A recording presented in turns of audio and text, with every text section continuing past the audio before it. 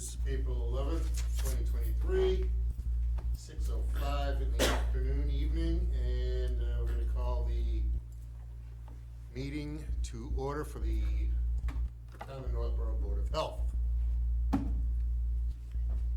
So got teeth this morning. She did send me an email saying she's held up at work, so Okay. hoping she might come later. The only thought regarding the agenda, I knew she had some interest in discussing the regional high school project. But that's at the end of the agenda, but All she right. might make it. We'll have to wait. Well, we're just going to plow through without her. Okay. Hopefully she'll show up. Hopefully she'll be able to make it. Sounds better. Okay, number one, we'll go right through the line. Consideration of revising Northborough Board of Health tobacco regulation. No vote to be taken. This is a doozy to start off the meeting with.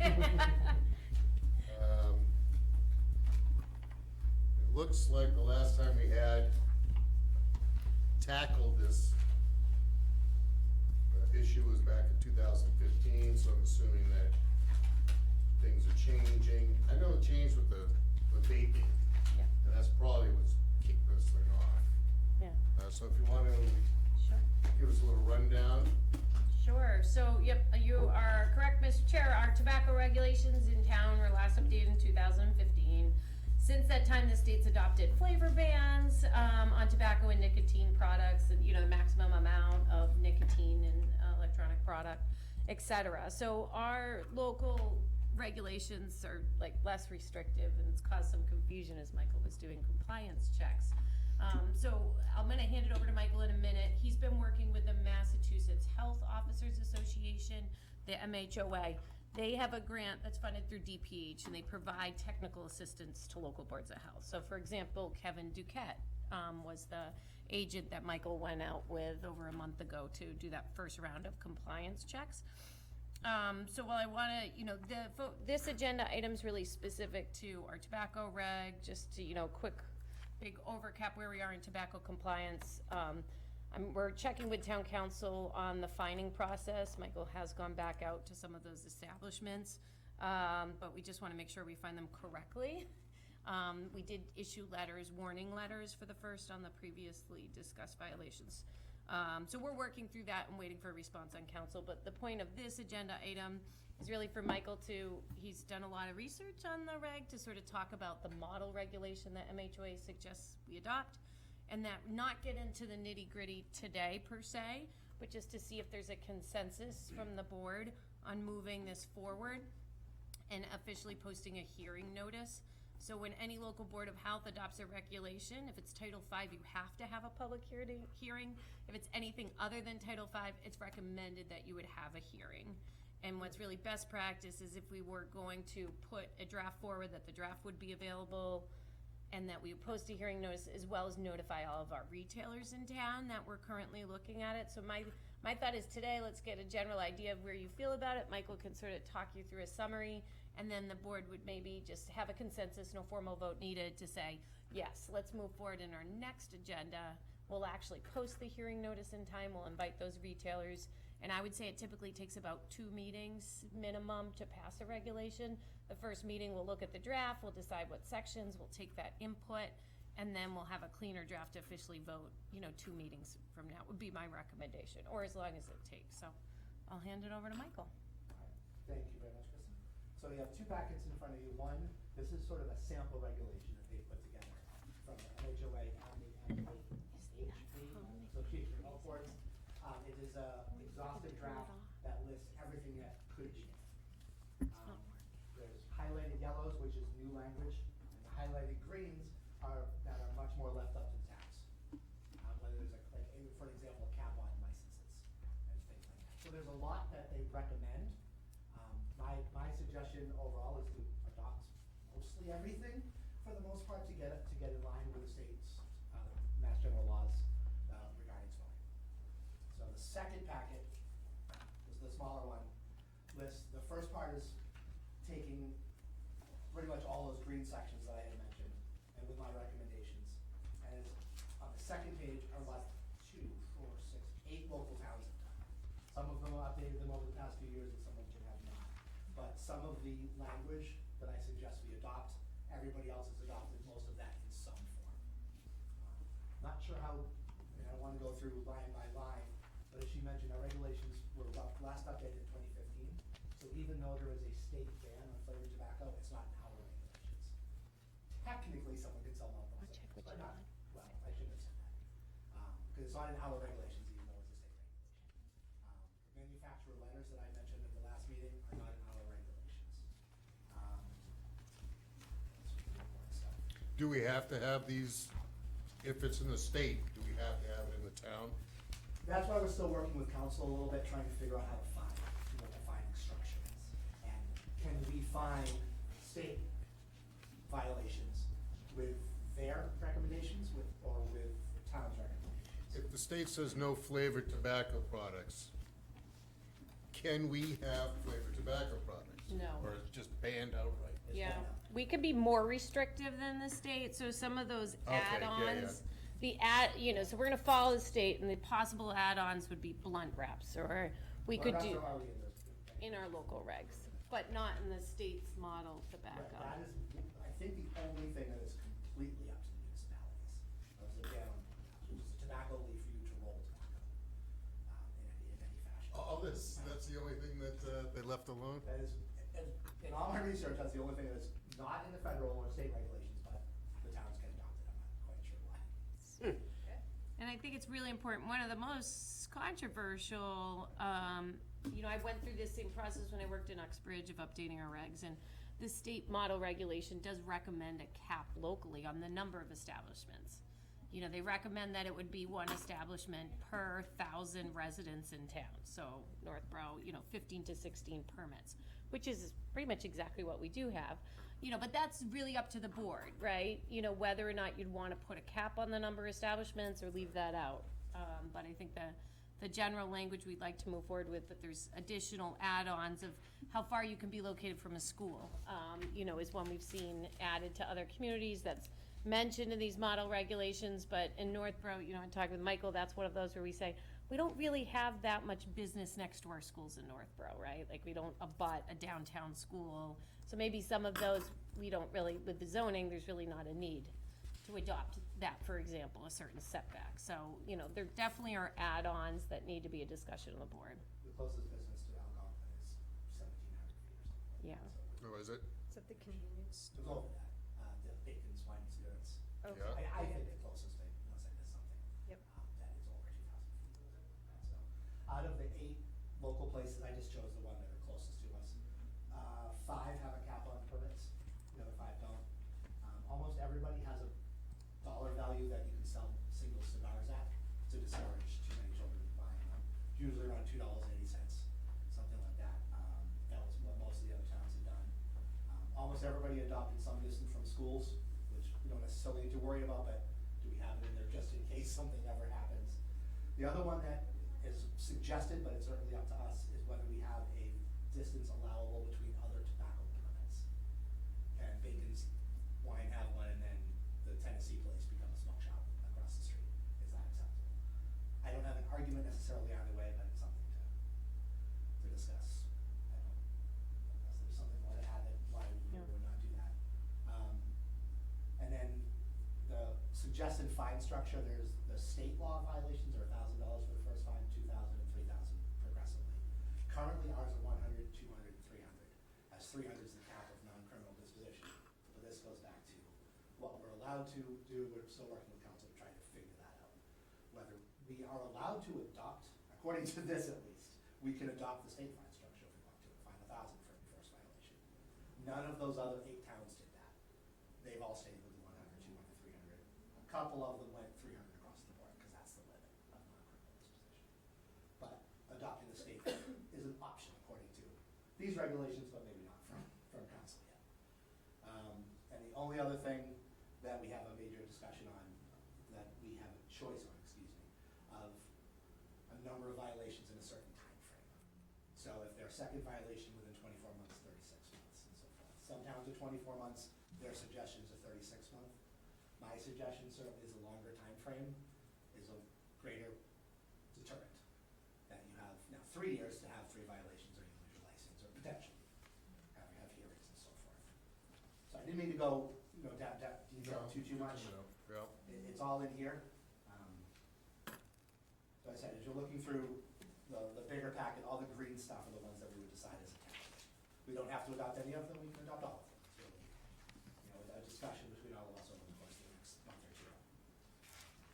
There's a lot of other change, a lot of it's just in terms of wording. Like electronic cigarettes used to be, say, 3 sentences. Now, electronic nicotine delivery systems is, 2 paragraphs. Just updating it being more expansive. I see no reason to alter any of that, just the verbiage that the state and federal law suggests. Did I- Yeah, it's a great recap. Yeah, so I mean, it's a lot to get through. The point is not today to, I think Michael's been working on this. He's been doing some of the compliance checks. He's done the research. So I would say, as you're going through this over the next month, if it's something you want to move forward, reach out to Michael directly for questions or clarification. I think we would get together in our next meeting. I think it's best to post that hearing notice early, have that first meeting, notify the retailers, sit down, take that input, work on the draft. We'd like you a clean version, obviously, have that reviewed by town council, prior to formally adopting. I do have a draft prepared with no colors in it anymore, with what our suggestions were. With a cap on permits and a few other things that is a cleaner version, but I wanted to present you with the overall option. Certainly with that front page with a checklist, those are the most important things that the towns would have to decide upon, so I figured I'd leave that in, so everybody can see it. No, I'm formulating in my head. Do we currently have a cap on the number of liquor licenses in town? Yes. And how many is that? Do you know? I just got a copy of it, it varies a little bit depending on Beer, wine. what they sell to. Spirits. I won't even throw out a number, 18 maybe, is that? I think it's even more, and I believe the cap is not currently met in town, so we could get more of that information for you, but. Okay, and I then just got a copy. the other question I had was, do we know why the surrounding towns didn't increase their fines if given an opportunity to do so? Excellent question, I have not reached out to anybody. I feel like this is one of those things that's serious enough that maybe we would look at a higher fine structure, but I'd be curious to know if anyone else. I can certainly ask the questions. I would love to go as high as we can and adopt Yeah. everything as a real deterrent. Yeah. But I don't know why those other establishments don't. The fact that every town's brought it up to 300 leads me to believe they want it to fall under non-criminal disposition, just for the ability to use that process to recoup those fines, but I don't know that for sure. We did just reach out, with council, we're waiting on the other, so hopefully, we'll definitely have clarity on that question, because it's, So after 300 becomes criminal? it wouldn't work The under way I'm non-criminal, wording- the yeah, way you I'm take them to reading court. this is a violation of the state law, which is theoretically a criminal violation. That would be at a higher fine structure than violating our regulations, which we can only fine up to 300. What we're fuzzy on is honestly what gives us the authority to fine on state's behalf and we collect it. That's our concern, sort of, with council, that they say, you're violating this, it's $1,000. I have no idea. And I just walk Where's in the with a money piece go? of paper that says, here, I give think us it goes general $1,000. fund, General fund. yeah, so we'll find out. I'm all for it. So the state sets a regulation, we adopt it, it's now our regulation. Take $1,000 and put it in general fund. Because somebody didn't put a pamphlet out that discusses something about menthol cigarettes that are no longer even allowed to be sold. That's why when we did the first round, we did a lot of educational visits as opposed to finding, and our very first conversations, especially with the letters about the menthol cigarettes and so forth. But some of the greater violations would be a violation of the flavor ban itself, selling the menthol cigarette or something. And then like unlocked humidor was another one of the major ones, which we had a couple of those. But sort of our goal would be, the main reason we're looking at this is now that when I can go back now, once we've adopted whatever it is, and now they're in full violation of everybody's regulations, and we can start enforcing it from there. That's sort of our driving behind all this. So if the kid forgets to lock the humidor, you're gonna hit him for $1,000 and then up to $5,000 and take away the license? Let's say forgot to lock the humidor, he gets fired, there's $1,000. A year later, somebody doesn't put the pamphlets out, right? They get fired, there's another 1,000 or whatever. The third time, another year later, under 36 months, right? it's 35 months, new kid working, I don't know, pick one of the lesser evils.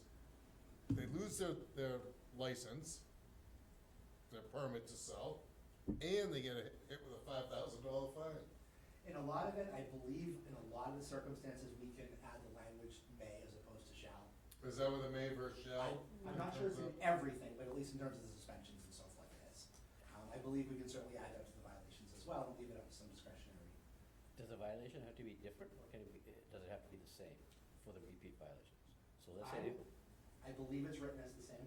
so it has to be the same. Well, this has to be the same. Well, that- Or we can certainly Yeah, word it same. that way, because you bring up certainly a valid point. I would like it to be the consistent, same violation.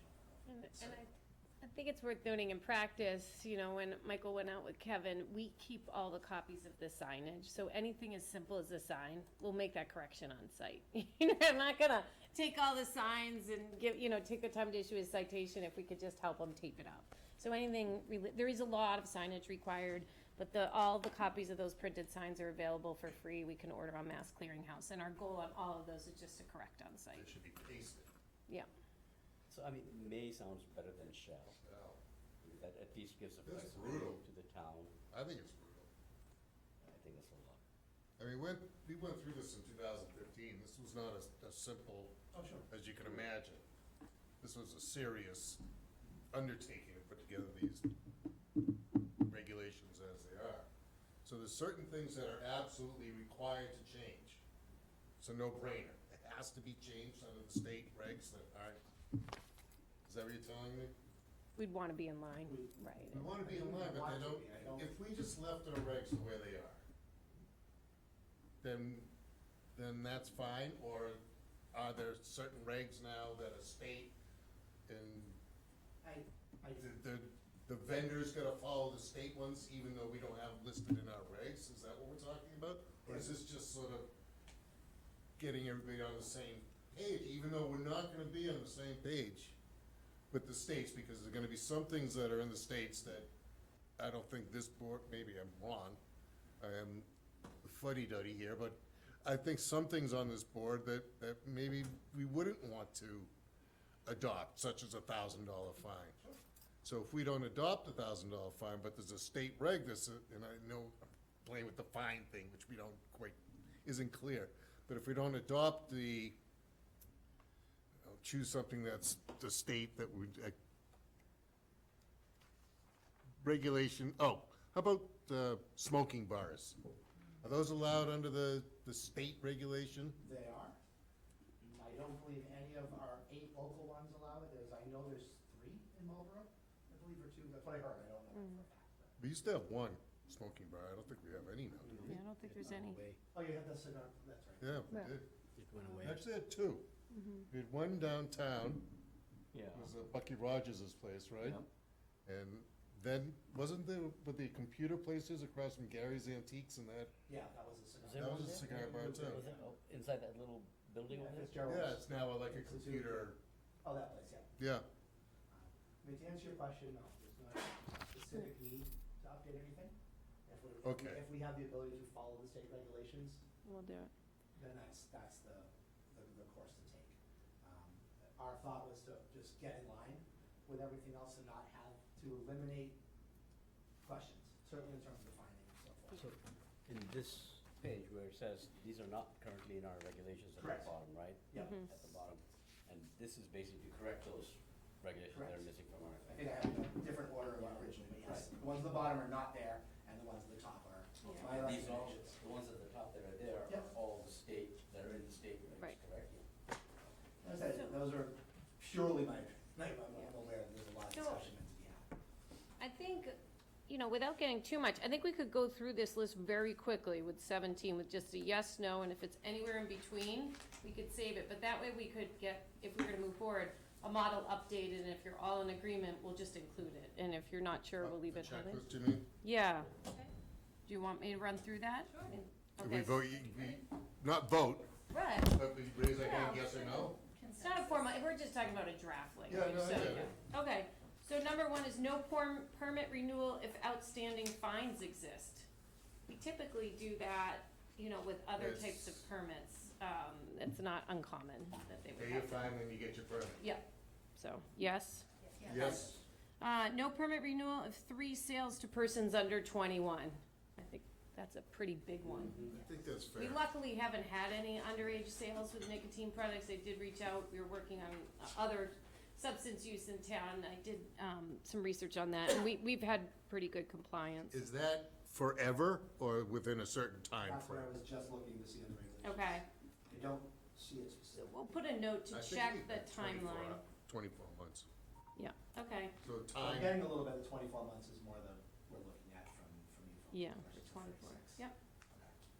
Okay. Cap or reduce the number of permits. no, Yes. Yes. delete. Who, me? Cap or Number reduce the 3. number of permits in Yeah, town. say cap. Okay, Let's so, discuss it. hey, we can put it in there and then you can fight it out and get a formal Listen, hearing. if you wanna, you know, Let's if you wanna More than 3 to 1. stifle Yeah. economic growth of the town, Yes, okay. tobacco sales, yes. So and the other tobacco one, permits. no new permits within 500 feet of a school, but I even question if we have any business area within 500 feet of a school in town, so. Well, I don't have a problem with that. Yes, yes. I You never would just know. keep, it's not gonna hurt anybody. Keep it. Okay, That's a yes. yes. We don't have it, so no one can come and ask. for it. Right. Right. No new permits within so many feet of existing permittee. Isn't that a, I feel like I'd say that's a no. non-compete and not public health. Yeah, I don't like I it. don't like, I don't like I don't like. 3 of the 8 adopted Well, that. it prevents that gas station alley like we've had downtown, so maybe we just don't want all these cigarette stores in a row. Now, would they be an establishment like a smoke shop and a smoke shop, or are we talking like a little retailer and another little retailer that happen to sell? I think they're just I read it saying as any. new and it, Yeah, yeah, be any, it's the so you're second, just, yeah. you're saying no new retailer can set up shop right next to another one. I would say yes. I say no. I'd say no. I would say no. All right, Okay. okay. You can always add any of these back when we get to our official, so. Right. Smoke, a ban on smoking bars. There's none Yes. right now, Yes. No. all right. Well, wait, isn't it like a cigar bar? Cigar bar. It's a Yeah. 21, Hookah you have to be bar. 21 to get in. There's a hookah bar, a vape bar, and a smoking bar. The think one that's all caveat that covered. is allowed in smoking bars is flavored cigarettes. Mm. In the smoking bar, you're allowed to smoke menthol and cinnamon flavored cigarettes, only there. Alcohol Can't take it served out. as well? Pardon me? Is it alcohol served as well, or is it just a smoking bar? There used to be I've alcohol only in seen it both as of the them. smoking bar, but they certainly both exist. Yeah, I don't know if we've had that in Northborough. Okay. Administrative I'm on the fence on this one. Is the Board of Health to promote smoking? We're not Look at the promoting it, opposite. we're just allowing it. Yeah, If it can be banned, it's not healthy for the community, you know, it sets a tone for the community. You know, we're looking at Hmm. bringing in revenue, I think there's other ways to bring in revenue, that's smoking. my public health hat. okay. Well, we didn't have a consent, I'll put it in there and then we'll, because I think you guys were That'd be great split. to And then revisit. you can discuss further. And we'll be hearing from the retailers. They're gonna have the opportunity to come forward to look at this as well. Include minimum cigar package size and pricing. This is where some communities have said you can't, if you're gonna sell a single cigar, it has to be a minimum of $5. You know, the idea is to prevent people from just coming in and buying them individually Using at the low I'm cost. sorry. Yeah, go The ahead. suggested price is either $2.80 or $2.90. Currently, nobody is under that, so we wouldn't be hurting anybody. We Would- would just be making sure we have. I feel like that's a weird number to pick. No idea why, but that's the, Yeah. Very random. agreed? Okay. That is a So random. we'll keep it because it's not really affecting, or? I say no. Do you smoke cigars? No. I just think that, you know, you got a right to sell what you wanna sell as long as it's legal. I would say yes to keep it, because just like taxation has really helped reduce smoking, particularly with younger people, anytime you're adding a cost to this habit that's unhealthy, it may curb it, so Yeah. I say yes, but where is Swati? You know Here, what's going on all these. Yeah, so I can We could all include, vote for her because we know exactly what you Yeah. would say. eight's easy, banning blunt wraps, which our Oh, current yeah. regs already ban it, so we'll just keep that, cause you've hashed that out. I say Ban- no. Oh, Yes. That's okay. Ban redemption of coupons, which I don't think is all that common. Just like when the marijuana establishments were going in and they say you can't do discounts or coupons to lure people in, so. Did we skip You number missed nine? number 9. Oh, did I miss think nine? we did. Well, that Ban was- free Oh, yeah, I missed distribution. 9. Yeah, Should we- ban free distribution of tobacco products. Yes. That's pretty typical. Okay. Ban coupons. Yes. Yes. Yes. Ban self-service displays, which is pretty typical because Yes. it's just a risk. I mean, Yeah. Yes. I think those are banned already. That would which be are vending different. I think we banned that already, the That's in vending there. machines. Okay. It's not even. I didn't think it was. I have no idea what is self-service. Yeah, I don't think they I can. think everyone's banned. Yeah, ban self-service. Okay, so we'll say yes. Ban tobacco product sales in educational institutions is You've already typical. done that as well. We Yeah. did that. Okay, that's typical when you have a Good. university. You've done on. educational and healthcare. Okay. Fining structure system. Well, I think we'll get to that 14 later. add a dual penalty system. Yeah. I didn't know what that was. I put no. Okay. I think with the fining structure, I'm gonna say wait on council. So So on 14, on 13, where it's the finding structure system, separate label, state and local would be the 1,000, 2,000, 3,000, and ours, either 1, 2, and 3, or 300. The unified finding structure would be the adopting them directly, the 1,000, 2,000, 3,000, which it doesn't look like that's the direction. All right. Well, I think it's just too high. I think that's gonna be a big discussion, so I don't, we'll put in a structure and you're gonna hash that out, so. And then the suspension periods, I don't know if there's any thoughts, first those I didn't violation. address really at all. Tolling period for local. Number 16 is tolling period for local violation. State level's 36. Yeah. I say no. I say 24. So very quickly, the state, it's a fine of $1,000, and then the board of health decision up to 30 days suspension if you choose to for a first violation. That's under, for a person under age of 21, excuse me. So first violations, there would be no suspension at all. Unless it was the sale to a underage person. In the case of a second violation, the permit may be suspended for up to 7 days, and that would be a topic of discussion, Okay. if you wanted to at all. Third violation would be, again, may be suspended up to 7 to 30 days. Recommendation, you can put whatever numbers we want, obviously. So anyway, a lot to go there on Yeah. fines. I think we'll break that section out and say where it's coming from and what's in line with other towns. And then, so I just lastly, are you supportive of the shall versus may language on suspensions? Which gives the board the authority to make that determination if they're gonna suspend a license. I think we want I circled May. may. Yeah, All right, we'll I look at agree. the opportunities May. in, I agree. fines Can- as can we- well. Because we're addressing these things individually, can we say yes for some things, or shall Yeah. for some things, and may for other things? So you'll see it's very typical in like the state regulation, underage sales to minor, shall. Shall. Like, there's no Exactly. question, you know, but then when you get to, to Glenn's point, or, Yeah, you know, you literature. forgot the May. 7th sign on the list of signs you must post up. And those ones you could, so I think we'll get into the granular. Fair enough. So, we don't need a formal vote, but would you like Michael to move forward with drafting this, and we would post those hearing notices? And, I think early it can take a while to get town council feedback right away, but I'll see if they can review an early version that hopefully we're walking in here with some, Especially the fine structure, because that's what yes. we're really waiting on, right? Yep. So. So we'll probably need one more meeting on this. yeah, here, And then final, looking for June.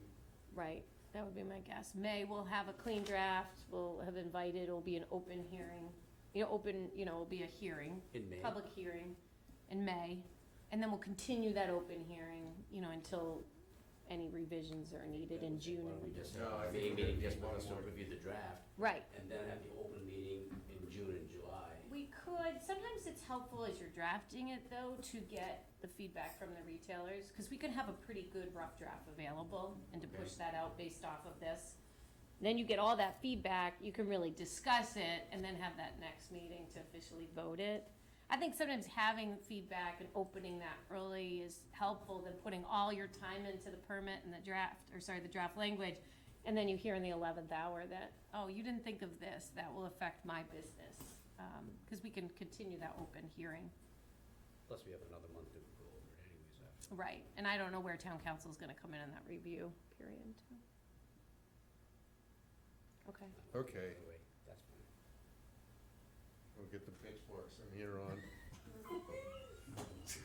I've heard from other communities, they didn't have Pitchforks many and they- retailers come out, you know, a lot of these retailers have locations in multiple, Yeah. towns, and a lot of towns have already updated these regulations.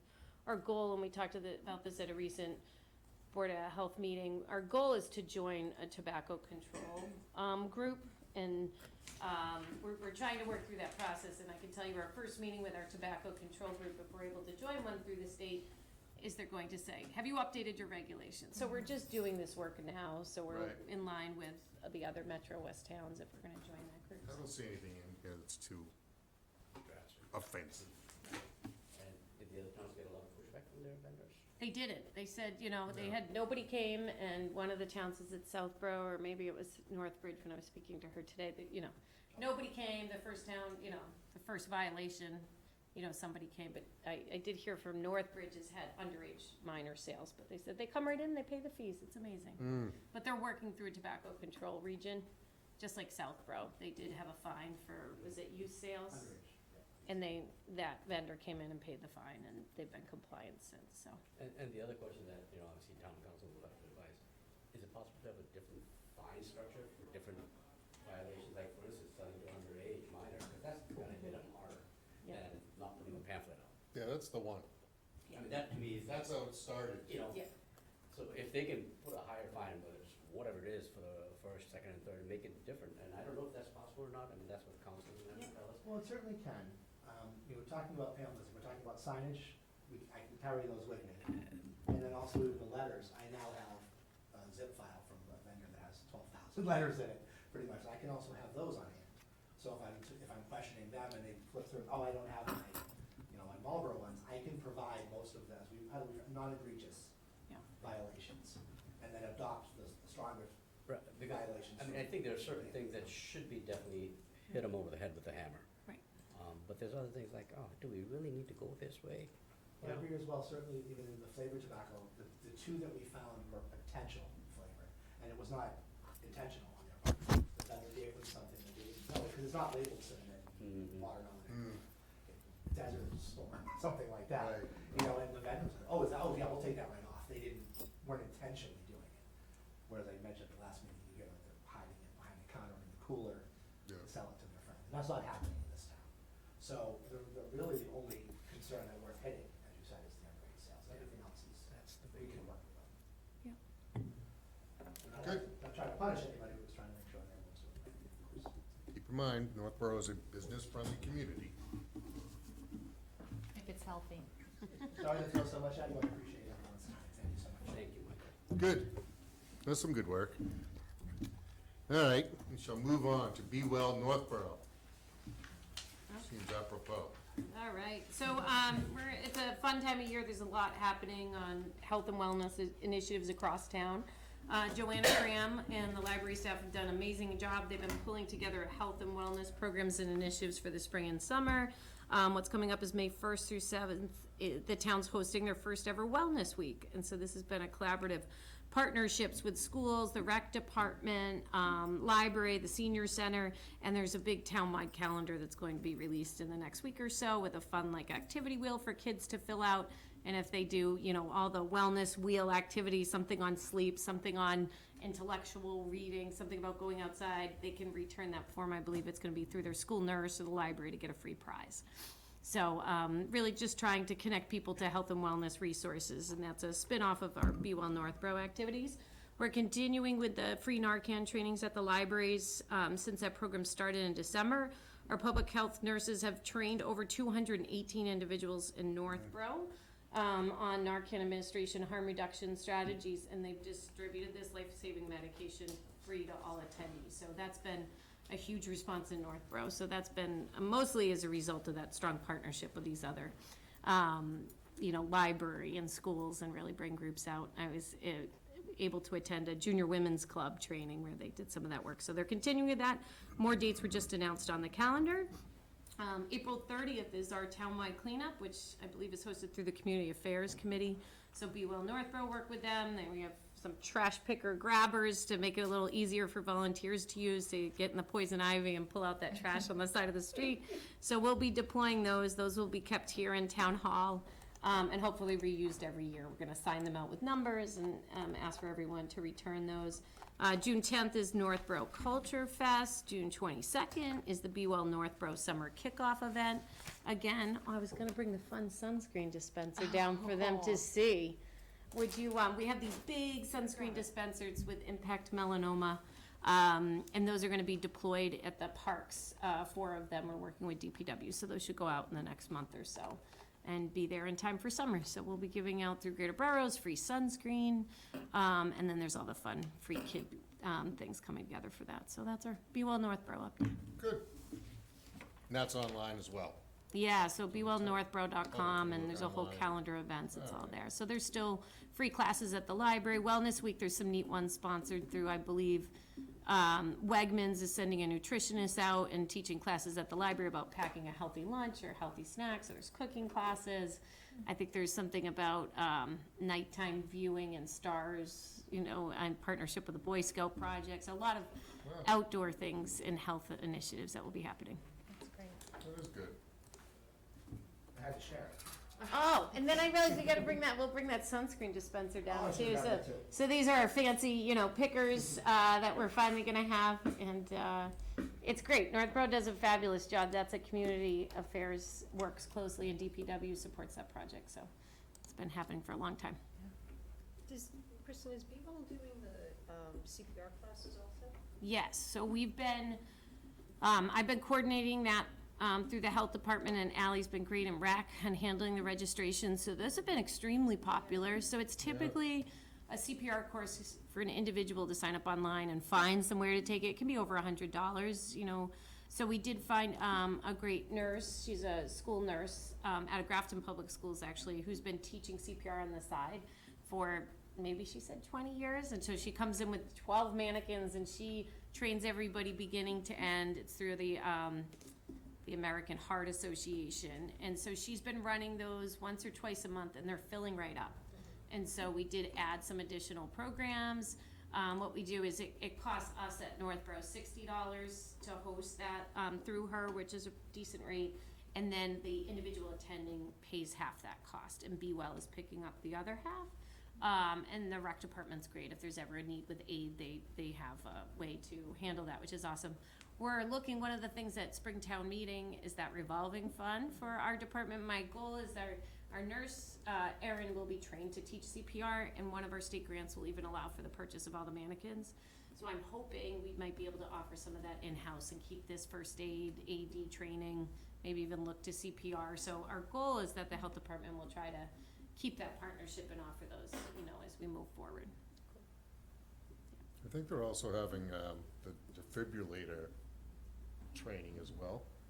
Yep, it's all built in with Oh, that it's all one, the same. yep. It's all part of the same. CPR. Okay. And the AEDs are on order. We'll be deploying one at the park at Ellsworth.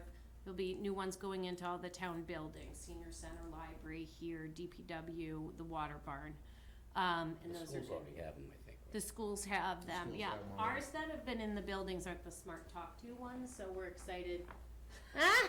Ours are currently not the easy, user-friendly Talk 2 ones, so they'll all be upgraded, so it'll be a Okay.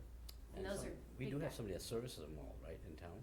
So the good news is we had Be Well fund them, and the fire department's agreed to take on maintenance, which is huge. So Yeah, obviously that's- they have units in all of their, you know, ambulances, Mhm. and so they're gonna put it under that contract Okay. and build that within the fire department budget. Yeah, that's always the problem. Yeah, that is a problem. The big senior problem. center was maintaining it through like their friends account and having to have a separate contract for one unit, so this will be a good way of just. That one putting them on standard some- place that's doing all the maintenance and servicing of Right. that Yep. is a blessing.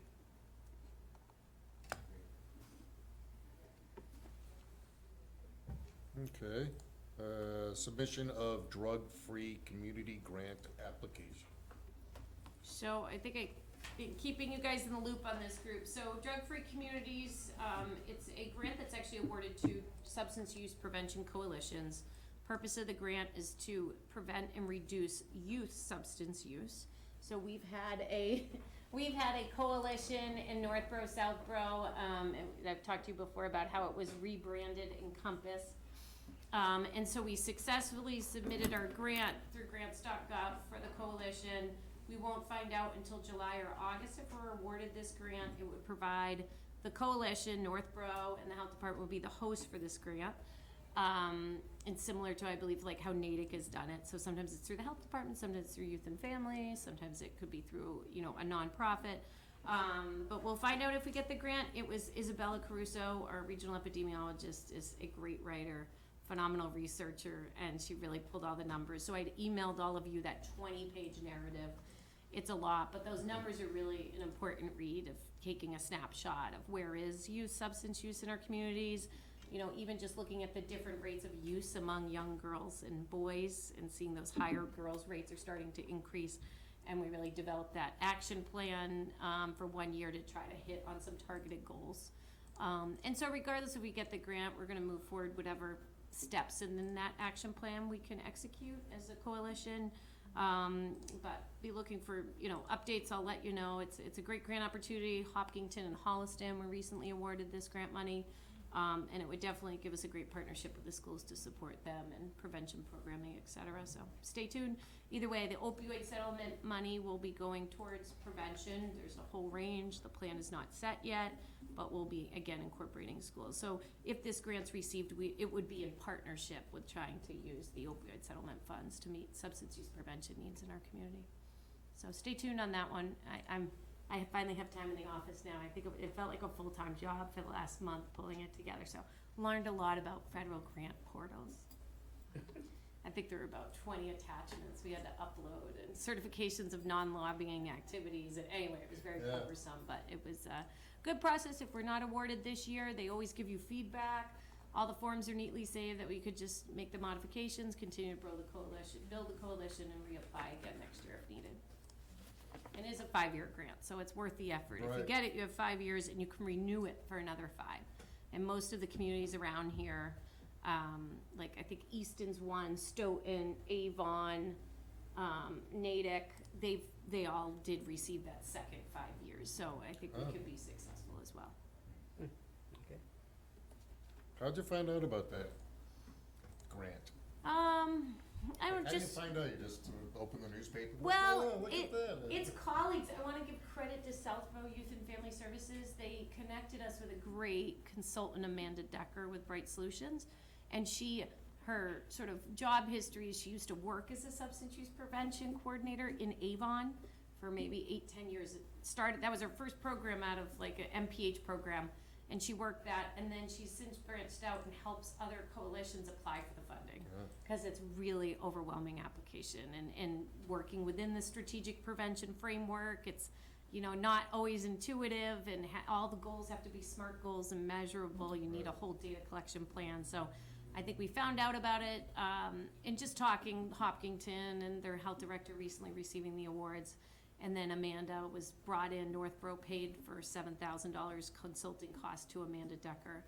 Southborough, one of their community funds, paid the other $7,000. So we've been working with Amanda for almost a year now to build up our coalition and possibly apply for the grant. So that was a long-term goal. So it's been a year in progress. Wow, So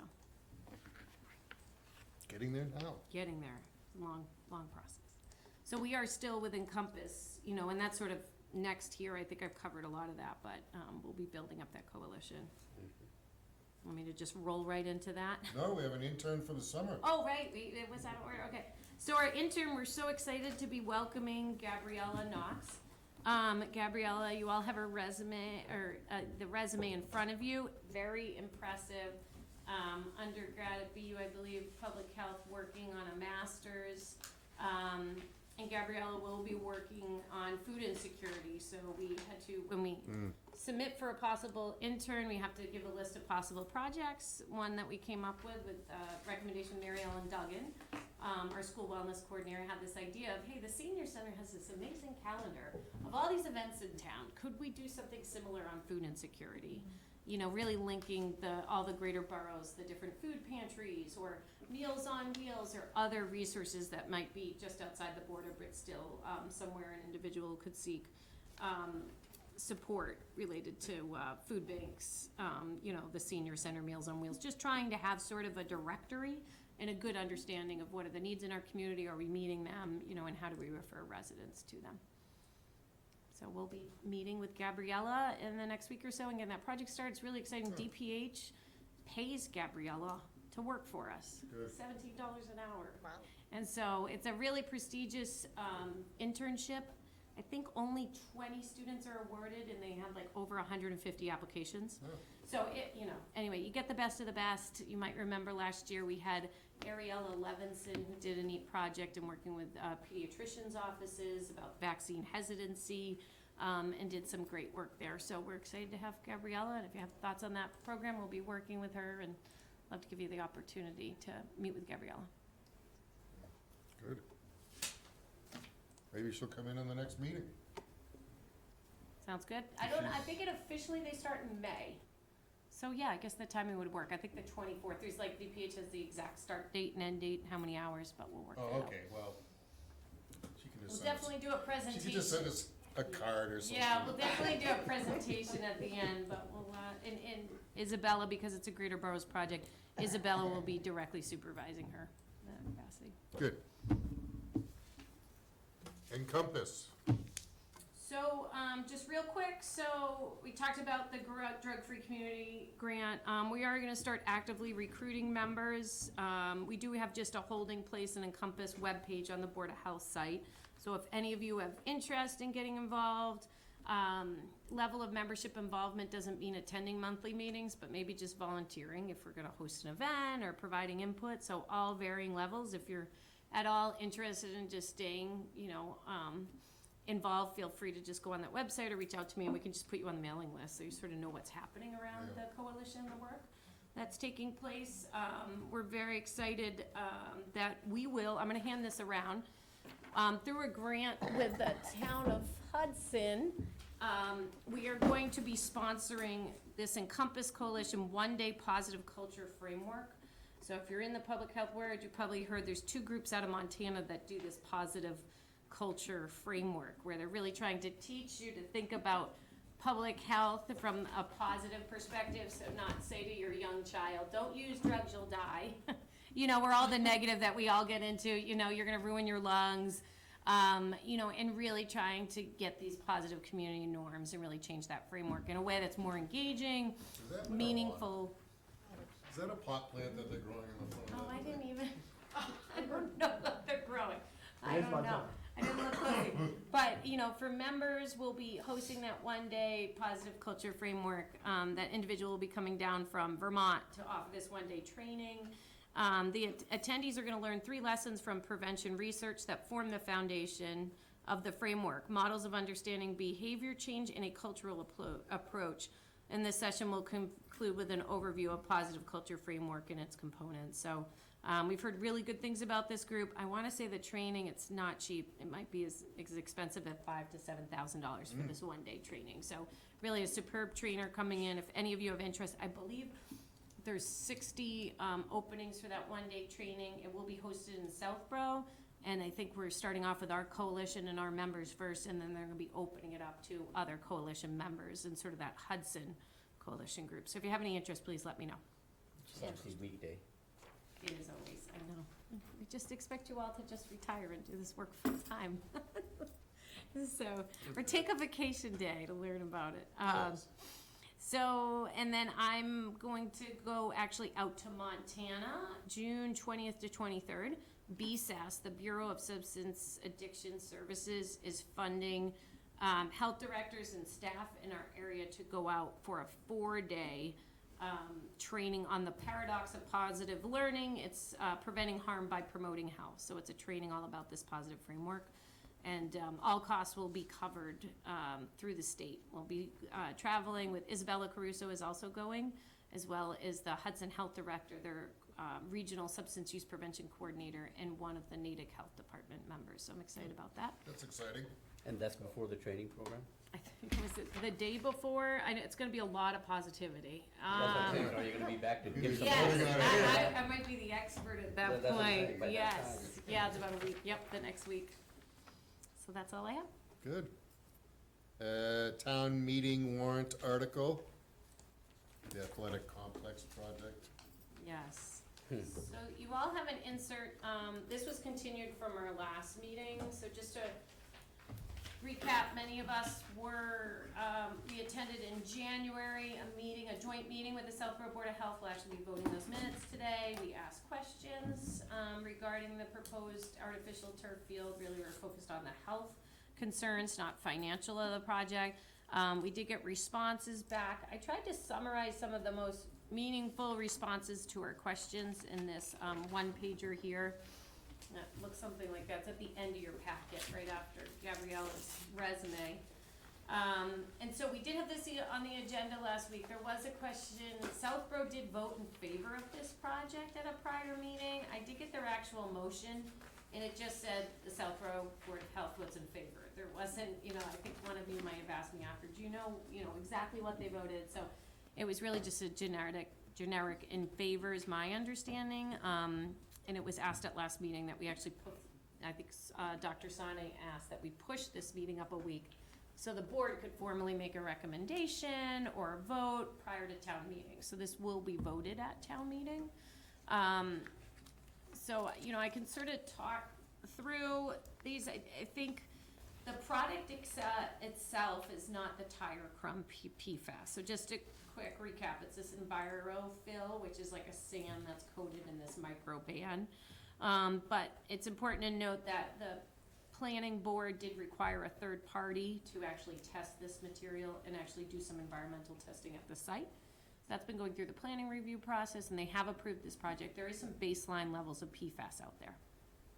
So nothing to do with artificial, not really a surprise, because PFAS exist in the environment. But you might, if you're hearing about that, there are existing PFAS just associated with that location. The products that they're proposing are they're saying that they are not going to include PFAS, letter certifying that. I believe the third party's looking into it. Some other questions that the board asked at that January 30th is, are there any other the exact same field they're looking to install in our area? So again, they're looking with it's an EnviroFill, like a coated sand with the Brock is the brand name shock pad, it's inserted with obviously the artificial blades of grass. They did note, just to recap, Shrewsbury, Westboro, and Hopkinton schools have this same EnviroFill with the Brock shock pad installed. There were concerns, again, we sort of covered that, about the release of microplastics and other chemicals, but we hope that the third-party review by, I believe it's Weston and Sampson that's doing that work now, will ensure that they're testing or looking for certification on the turf carpet, the infill, and the shock pad. There were concerns that were raised on injury rates on the field, where if it's not maintained properly, you can see higher rates of injury. There's been discussion about knee or ankle or concussions with contact. And there are just overall concerns about the maintenance over time, is that you need to constantly monitor the field and make sure you're planning appropriately, that it would be, in its condition to ensure student athlete safety while using it. So I'll turn it back to the board, see where you want to go.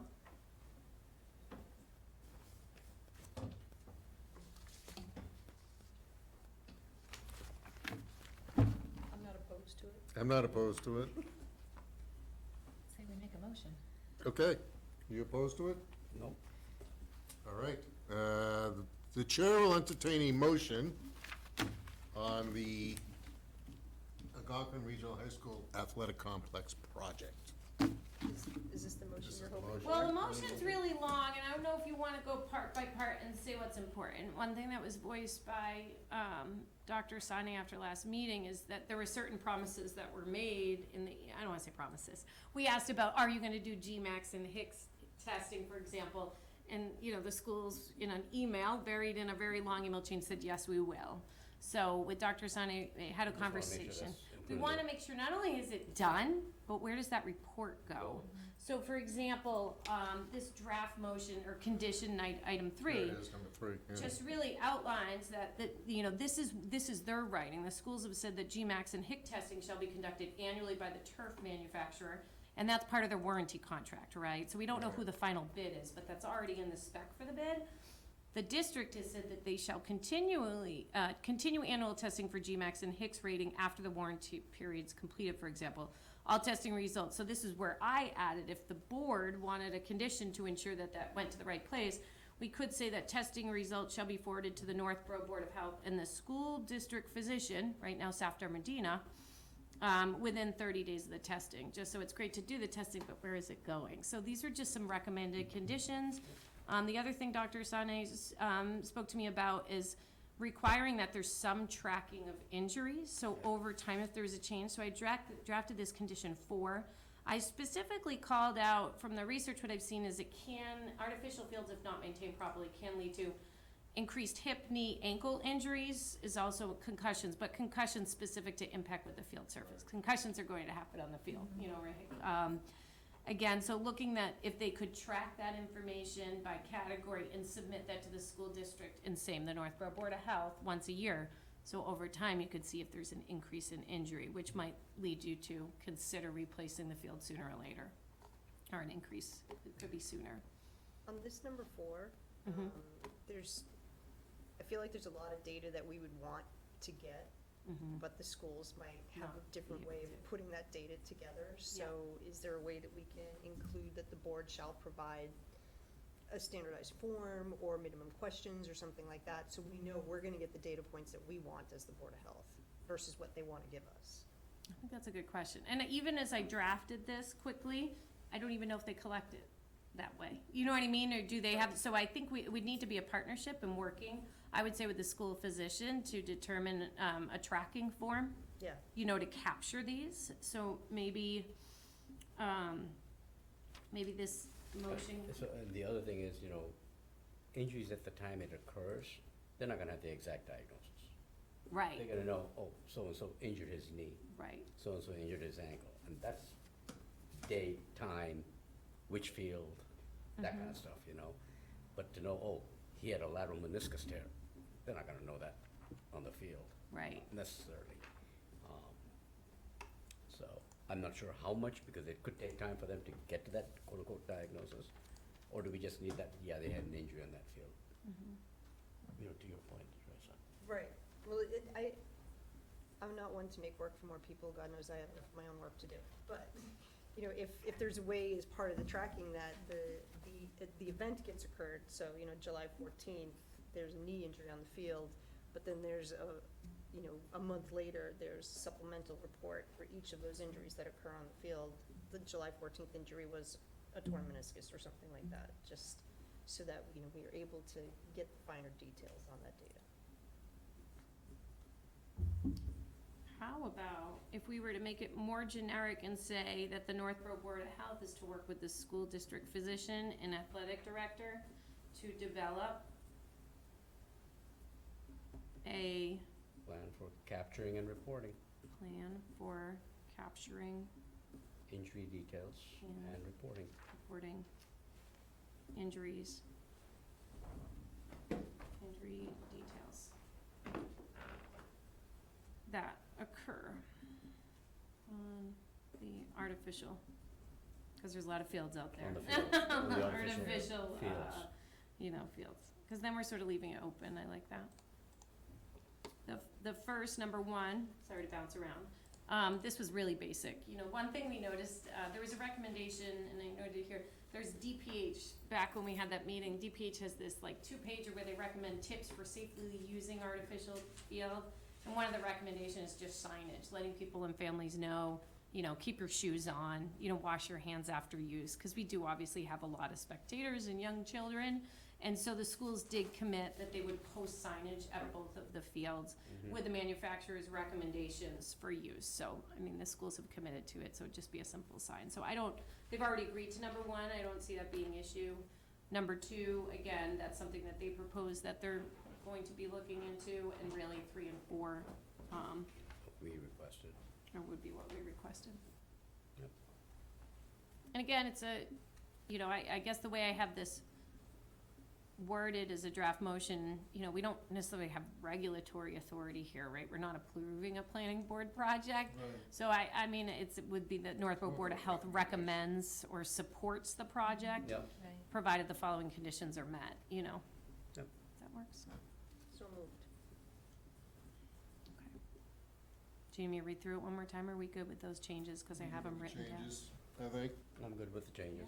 Okay, so we're gonna use the word supports or recommends in the motion.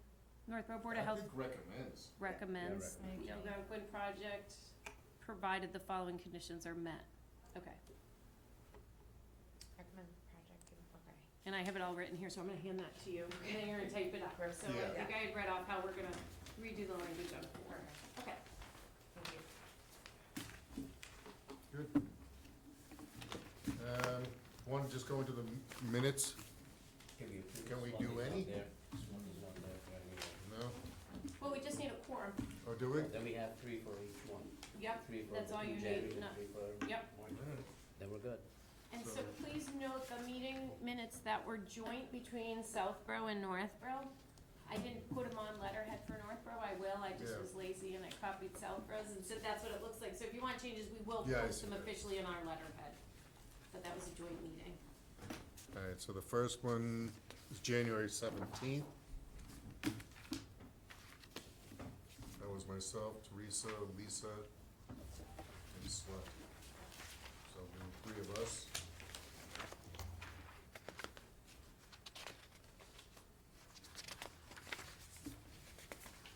That was a good meeting. It was.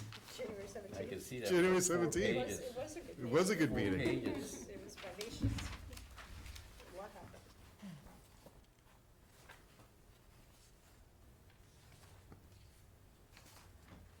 All right, I move any changes, concerns? All right, then I'm gonna move that we adopt the January 17th, 2023 meeting minutes as recorded. All those in favor? All 3 of us. Perfect. Next one is the January 30th that we just talked about, the heading Town of Southborough on it.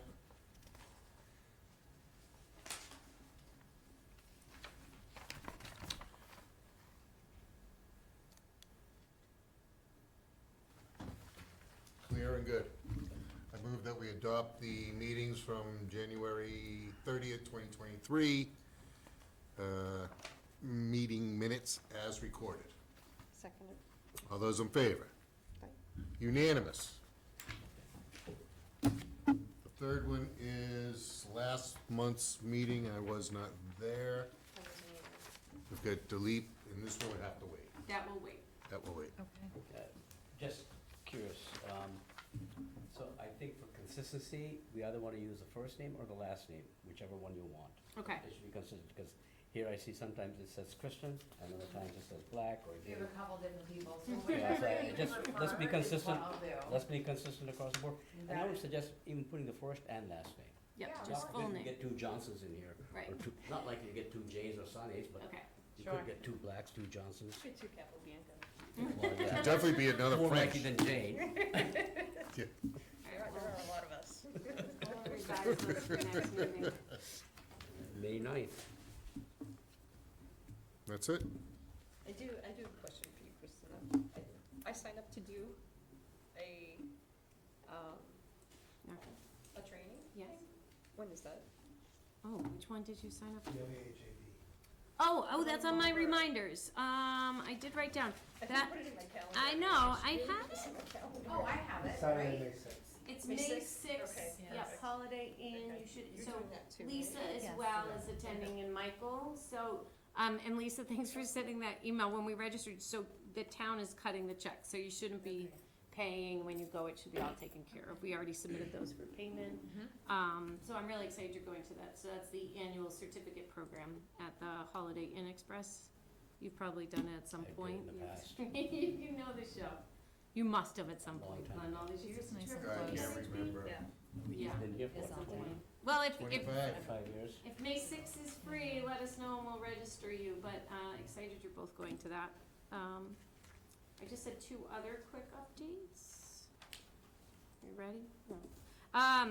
Well, we're gonna cover that future meeting date. I do have, important septic repair where there's a variance for setback off the line. We were hoping timing wise, it was a collapsed cesspool on a property, the overflow cesspool, so they are repairing that in a hurry. We will have that on our next agenda. I just don't know a date, cause I am gonna have to set that hearing date. So I think we decided, with Dr. Steiner, we're gonna move back to the second Tuesday, which is good, cause that's normally been our date, and this room's available. So are we good for May 9th at 6 PM? Okay. I know this individual is very eager to get their septic Yeah, system well. in and repaired. Can that wait till May 9th? I think it can. I talked to the engineer today and it's secured. It's an overflow cesspool, so their first cesspool is working and they're Fine. pumping that frequently and there's a full repair, you know, It's just residential? yes. Yep. So, yeah, there's no breakout or anything like that, but I know they're anxious. I just wanna make sure that meeting will be important to have that. Yeah. And the other update, you'll be seeing a more formal email from the health department. As many of you know, at March 15th, the Healy Driscoll administration announced that Massachusetts public health emergency would end on May 11th, which is a formality, but it does relate to FEMA funding and other things. And that's really in line with the federal public health emergency. Our plan for greater boroughs is that we are going to stop all phone calls on COVID-19 at that point. The state back in December of 2021 recommended that boards of health no longer were required to continue to make phone calls for any of the, and again, we only see the PCR results, so it's a very small subset. If you test on antigen, we are not calling you because we never saw that result. But we have been calling for individuals under the age of 6 so we can answer clarifying questions on sending your child to daycare. And we have been calling individuals over 65 just to, you know, let them know we're a resource and that they should seek treatment from their provider. But again, you know, this is no longer recommended, so our plan, effective sort of following this end of the emergency, would be to cease any phone calls. We'll continue to support congregate care settings. We'll continue to, we have to monitor and just acknowledge the COVID cases, so if we see there's a surge at a certain location, like in assisted living, you know, the nurses will Right. continue to reach out. So we'll still track them, but we're just not gonna actively make phone calls. And that's really in line with most of, all of our neighboring. We've been going a little above and beyond because of staffing.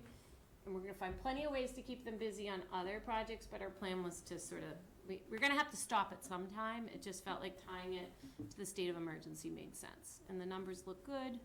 Hospitalization rates, you know, our hospitals are doing okay with capacity. I don't know, Good. some thoughts on that? So no more remote meetings then? No, the state extended that, so there was Oh. you know, now it's allowed. I think it's on the books for another 2 years. It was, Are Wow. you kidding? So we can still, We can could still be go remote. remotely.